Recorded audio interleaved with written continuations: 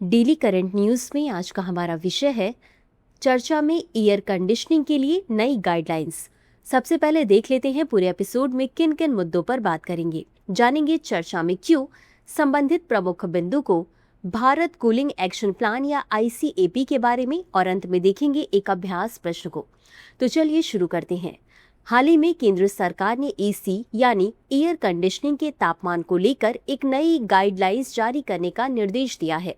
इस नए नियम में AC के तापमान के स्टैंडर्डाइजेशन करने का प्रावधान किया जा रहा है। इसे बहुत जल्द लागू किया जाएगा। आगे बढ़ने से पहले आपको बता दें, दृष्टि IAS के नोएडा शाखा पर ISGS फाउंडेशन बैच के हिंदी और अंग्रेजी माध्यम में एडमिशन आरंभ है। हमारा पता है C171/2 block A sector 15 Noida sector 15 metro station के पास। अधिक जानकारी के लिए संपर्क करें 8750187501 पर। आगे बढ़ते हैं खबर की तरफ।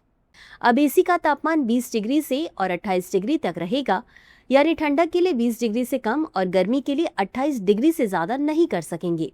यह नियम घरों, व्यावसायिक ऑफिस के साथ साथ वाहनों में एयर कंडीशनिंग सिस्टम पर भी लागू होगा। इस पहल से ऊर्जा दक्षता को बढ़ावा मिलेगा और बिजली की मांग में कमी आएगी।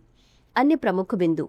UC बर्कले के India energy and climate centre द्वारा किए गए एक अध्ययन में पाया गया कि रूम AC भारत की अधिकतम मांग में 2030 तक 120 गीगावाट का योगदान दे सकते हैं, जबकि 2026 तक बिजली की कमी होने की संभावना जताई गई है।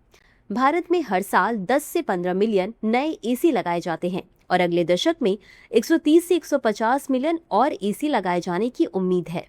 2019 से 2024 के बीच AC ने अधिकतम मांग में 30 से 35 गीगावाट का योगदान दिया।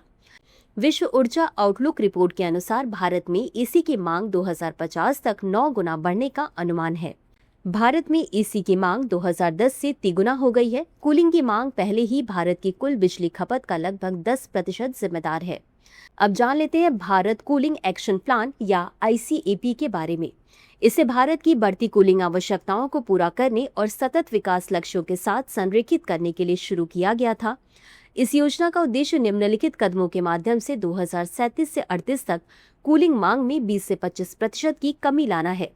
ऊर्जा कुशल एयर कंडीशनर्स, कूलिंग उपकरणों और पैसिव कूलिंग समाधानों जैसे कि ग्रीन रूफ, बेहतर निर्माण सामग्री और प्राकृतिक वेंटिलेशन का उपयोग बढ़ाना, कूलिंग तकनीकों के लिए सांस्कृतिक केंद्रों सहित शहरी क्षेत्रों में इंफ्रास्ट्रक्चर में सुधार करना, कूलिंग तकनीकों के विकास को R&D और अंतर्राष्ट्रीय संस्थाओं जैसे UNEP या संयुक्त राष्ट्र पर्यावरण कार्यक्रम के साथ सहयोग के माध्यम से प्रोत्साहित करना।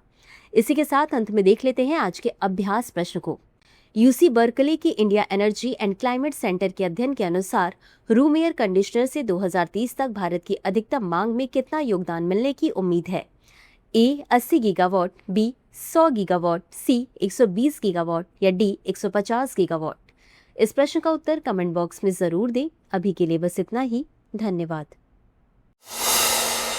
डियर व्यूअर्स, अपने एग्जाम की तैयारी को और बेहतर करने के लिए हमारे चैनल को लाइक, शेयर और सब्सक्राइब करना न भूलें।